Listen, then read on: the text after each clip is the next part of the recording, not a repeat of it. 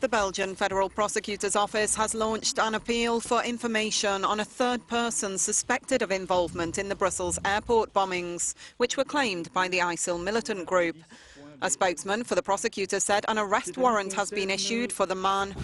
More precisely, the third person present during the Zaventem airport attacks, who's known as the man in the hat.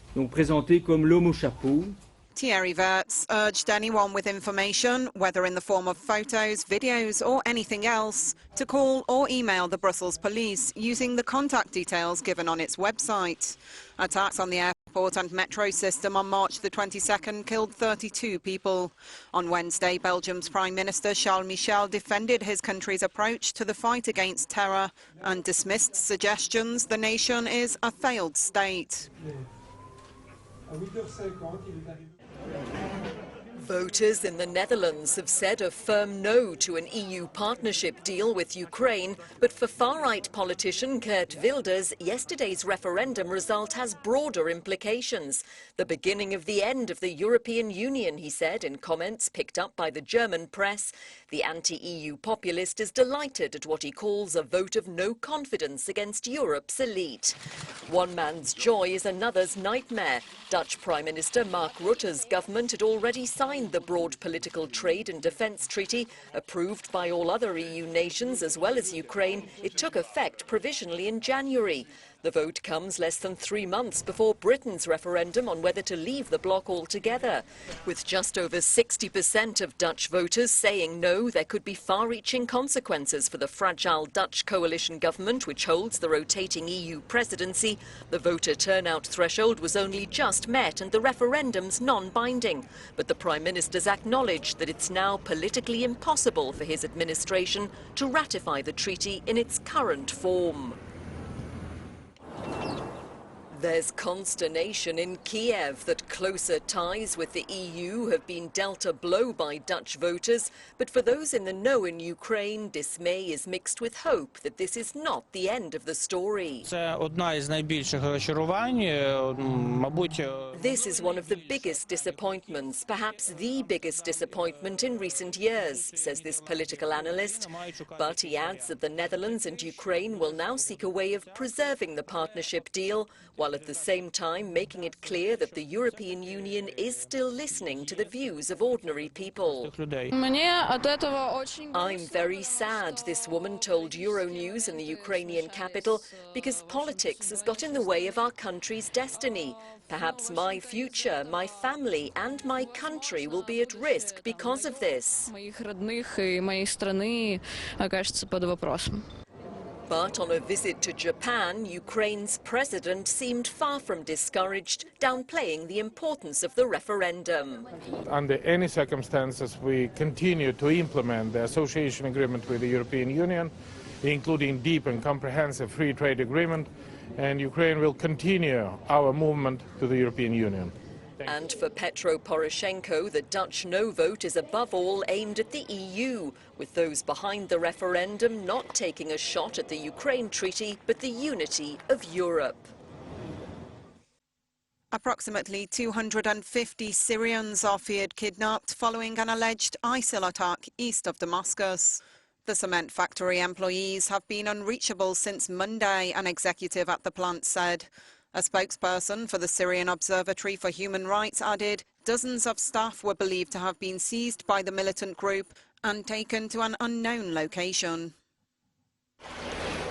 Another headache for Europe in its migrant deal with Ankara. The Turkish Coast Guard still intercepting those bound for Greece. Under the accord, Turkey's ready to take back all migrants crossing the Aegean Sea illegally after March the 20th.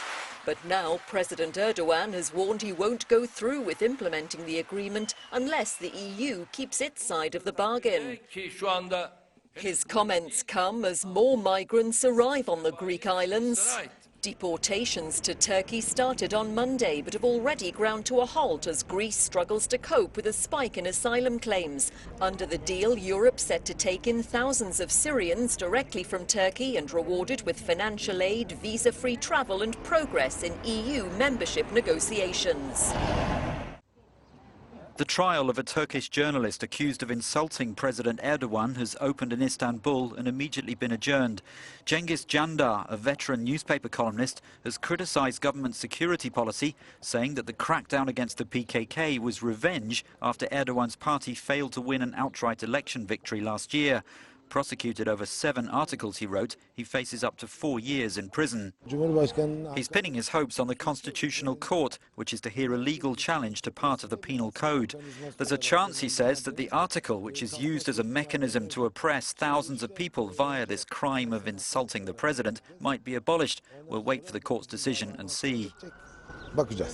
In another case that's drawn international condemnation, 2 journalists face life sentences for publishing a video purporting to show government weapons deliveries to Syrian militants. President Erdogan personally filed a complaint and the pair were charged with espionage. The fallout from the Panama Papers has left Iceland with a new Prime Minister and the prospect of snap elections. Fisheries and Agriculture Minister Sigurður Johannsson has been chosen to lead the country after his predecessor was forced to step down, mired in scandal. The Icelandic Premier is the first head to roll after a leak of documents uncovered a murky world of offshore finances. Sigmundur David Gunnlaugsson stepped aside after documents from Panamanian law firm Mossack Fonseca revealed his wife owned a company with claims on the island's collapsed banks. He insists he sold his stake in the company and denies any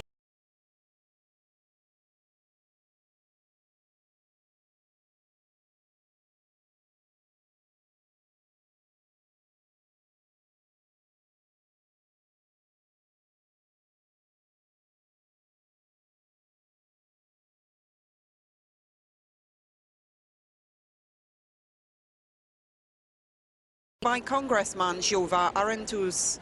His statement to the lower house committee investigating the leader increases the likelihood she will be impeached.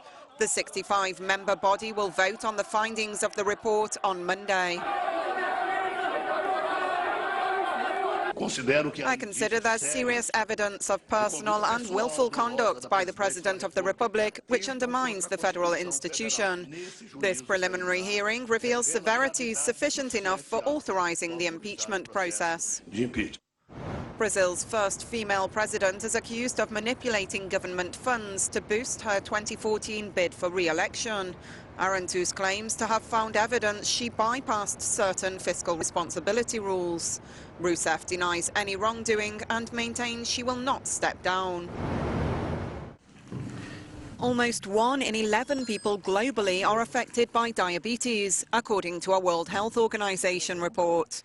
Released to coincide with this year's World Health Day, the paper calls for international action to tackle a dramatic rise in the number of people living with the disease. Since 1980, the figure has almost quadrupled, now standing at 422 million adults, the WHO announced. People with diabetes are more at risk of several types of complications: heart attack, stroke, visual impairment, amputations, and premature death.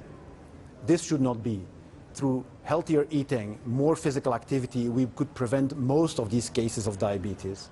Diabetes is characterized by higher than normal levels of blood sugar, meaning people affected need extra insulin.